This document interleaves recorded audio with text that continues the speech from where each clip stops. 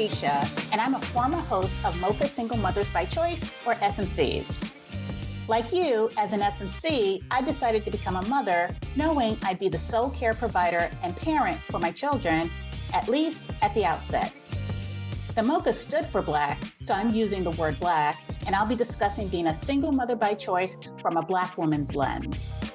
You'll connect with all the interesting and fun things about this non-traditional path, like discussing which sperm to use and some hard truths about fertility and the realities of dating as a single mother who doesn't have a co-parent to rely on occasionally, and what it's actually like to parent as an S&C. This is the Black Single Mothers by Choice podcast. Hi, welcome back. Well, as this is the opening to season 3, I kind of wanted to check in and see how everybody's doing. So for me, well, I'll ask myself, Aisha, how are you doing? So, Hera, I am literally in survival mode right now. Oh So, no. so the holiday season was really rocky, and the New Year's got off to a pretty crappy start too. And I can't even say really how I feel because there is no one emotion right now that captures feeling overwhelmed at having the children suddenly home with you for 4 weeks while you're trying to work and catch up on work that you were behind on, but you're secretly glad that the children are home and safe with you from Omicron, but also feeling super sleepy and weepy because the mild weather has caused your allergies to flare up, but also Uh, disappointed with work and the continued microaggressions against Black women. And then shaking my head, the week of school closures due to snowstorms and COVID mhm. exposures at daycare. And now we're currently quarantining, and I'm quarantining with 2 healthy and energetic children. There's not one emotion All the things. that's All there the to things. capture it. So I know many parents out there are like me, where the next wave of something that happens, you're just shaking your head, you're like WTF, and you're just laughing hysterically, and then you just move on. Yeah, the undercurrent of life still going on with the added, for us on the East Coast, weather related closures. And now we have all types of COVID variants. It's just a bit much. So I'll quickly run through some of the common questions that we get in our space. So how did you balance trying to conceive with your current career? So I think because we get a lot of people in our space that are either mid-career or early career, we do have some retirees. I think Mhm. once you're of age, you're out there in the world by yourself, you're working, you have a place to live, then it's okay. So what are the other things that I can do in my life? And so for me, I started trying to conceive when I was about, we're taking age off. So Yeah. career wise, I started trying to conceive when I had moved into a position that allowed me more autonomy over my schedule. And so this was a leadership position, and I was in a leadership role when I tried for my first, and it was fairly easy. I think we get questions that are geared toward what if you're trying to climb the career ladder and trying to conceive? Do you pause your career? Do you continue to ascend the ladder? What do you do? And so for me, at the time where I was trying to conceive and trying to navigate my career, I was of the mindset that I never really tied my identity to my career. I really had a whole life that I wanted. And so when I thought in terms of the bigger picture of what kind of life I wanted, I stepped out of leadership in order to give myself the space and kind of the balance that I wanted for my life. And so, in charge of my schedule to some extent, I had hit the ceiling at my job and I was told this is as far as you can go. And I'm like, okay, cool. Then this must be the time for me to try to conceive because Mhm. I'm waiting for things to change at a corporate level.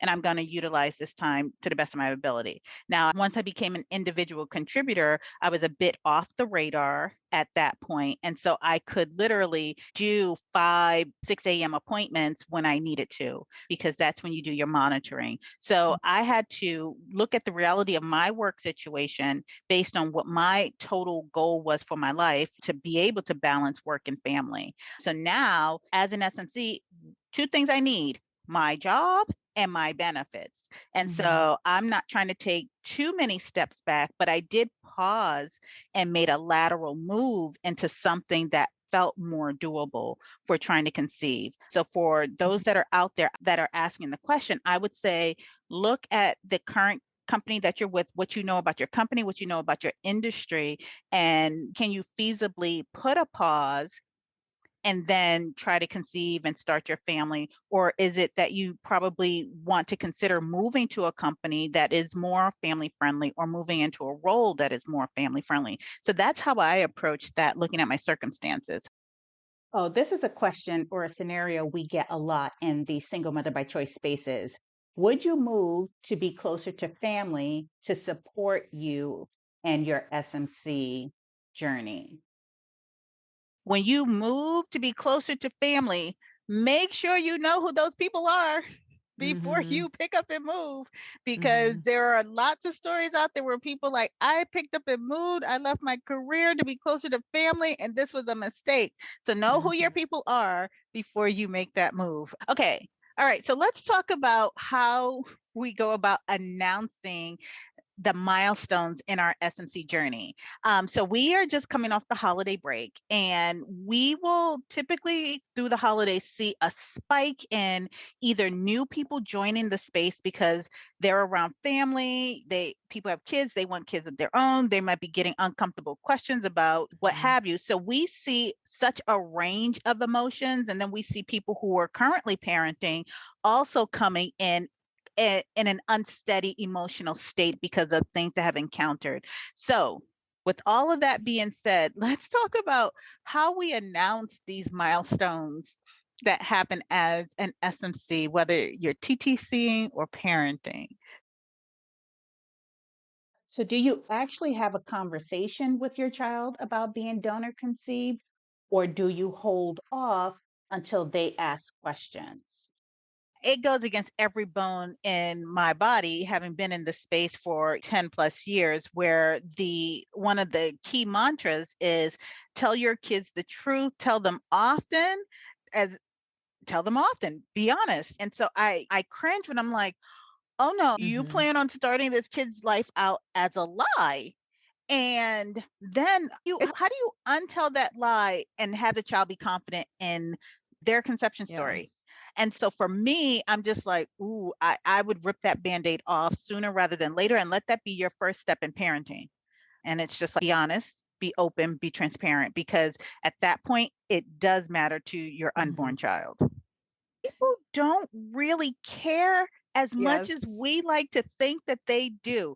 In our head, there's Mhm. paparazzi following us, right? Yeah, In right. the real world, you're like a wave of smoke just passing people by. Yeah. Yep. It's all about the kid.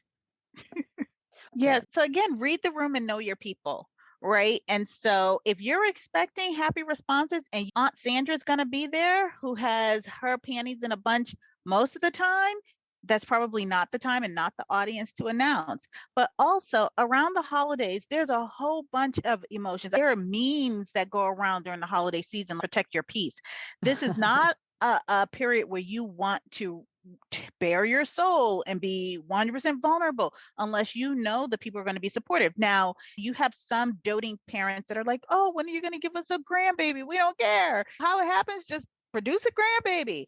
Or you have friends that are just like, who are familiar with your journey, who are genuinely going to be happy for you. Know who your people are before you make this announcement. And not only that, if you're announcing at large family gatherings, you're also centering yourself, right? And you Mhm. have to be sure on why you are centering yourself at that particular Mhm. time. So Thanksgiving, Christmas, don't do it. Do Yeah. it on a random Tuesday in March. My attitude on a lot of this stuff is just live your life, right? We are living in the days where people still celebrate these Hallmark holidays. So, what is your approach to the adults with food events at most schools and daycares? For example, muff with mom and donuts with dad. If you're going to show up. And I try to focus on what my kids need. And we don't have a father in our family. So I'm like, do I want a donut today? If I want a donut today, I'm going to go get a donut. If my daughter's mom, are you coming to this event at school? I'm going to show up for my kid. Point blank in the story. Now, I Mhm. do take issue with how antiquated and not inclusive these events and these terms and these titles are. And so I'm going to have that conversation with the other adults in the situation. So I'm going to have the conversation with the teacher. I'm going to have the conversation with the school. There's nothing lost at putting your feelings and your thoughts out there, especially when it creates a more inclusive space for everybody. But for me, if I want a donut, I'm going to go get a donut. And if every man or adult that's in that room is uncomfortable at my presence, you need to ask yourself why you're uncomfortable. But I'm going to get a donut. And it's also interesting because some people who will have this issue might have a 3-year-old or a 4-year-old. And it's like, is your kid really saying, Mom, I have an issue with this? Or are you really projecting your level of discomfort and insecurities onto your own kid and saying, oh, we need to tackle this because my kid is going to be uncomfortable? And it's just like, okay, so 2 things that I'm trying to raise my kids with is that not everybody gets a trophy. Not everybody gets invited. And that's fine, right? If the world is not going to show up for you, you still have to go on living. So that's cool. But also the other thing is that use these as opportunities to either engage the kid on their level or engage the adults on their level. So I remember one time where there was a Father's Day event at my daughter's daycare, and my daughter had already shared her story. So the teachers came to me and asked me, should she make it for you? Should she make it for an uncle or a grandfather? And we had a real nice conversation. And so I say, if you are, and some people will say, I'm the only SMC family in the class, then show up, right? Because your presence can make the difference in opening up that conversation. Show up, bring a book, show up, have the conversation, even if it makes you uncomfortable. Remember, daycare, you only have 1 or 2 years to see these teachers again, but what you're doing is going to have a lasting impact on that entire school community. So show up. Well, Pod, thank you so much for taking the time to listen. If you like what you've heard, please share this podcast with your girlfriends, and I'd love to hear your thoughts about the topics covered in this episode. So email me at mochasmc@gmail.com. If you found value in the topics covered, consider making a donation using the link in the show notes below. Till next time, Pod. Bye now.